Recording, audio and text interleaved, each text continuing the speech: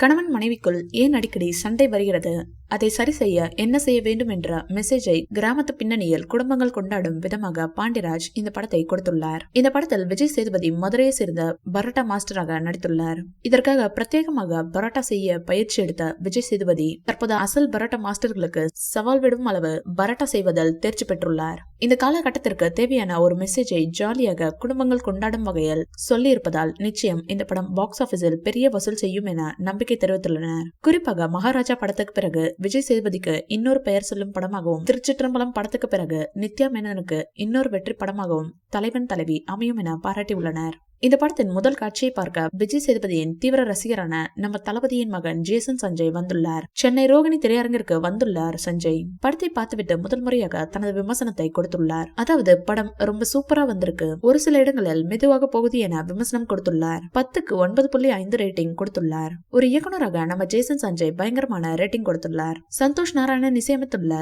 தலைவன் தலைவி படத்திற்கு சுகுமார் ஒளிப்பதிவு செய்துள்ளார். பாரதி கண்ணம்மா, புகழ், ரோஷினி ஹரிப்பிரியன் இந்த படத்தில் ஒரு முக்கிய கதாபாத்திரத்தில் நடித்துள்ளார். மேலும் தீபா சங்கர், மைனா நந்தினி, ஆர்.கே. சுரேஷ், செம்பன் வினோத், சரவணன், காளி வெங்கட், அருள்தாஸ், சென்ராயன் என ஒரு நட்சத்திர பட்டாளமே இப்படத்தில் நடித்துள்ளனர். இவர்களுடன் யோகி பாபு கேமியோ ரோலில் நடித்துள்ளார். இந்த வீடியோ பிடிச்சிருந்தா லைக் பண்ணுங்க, ஷேர் பண்ணுங்க.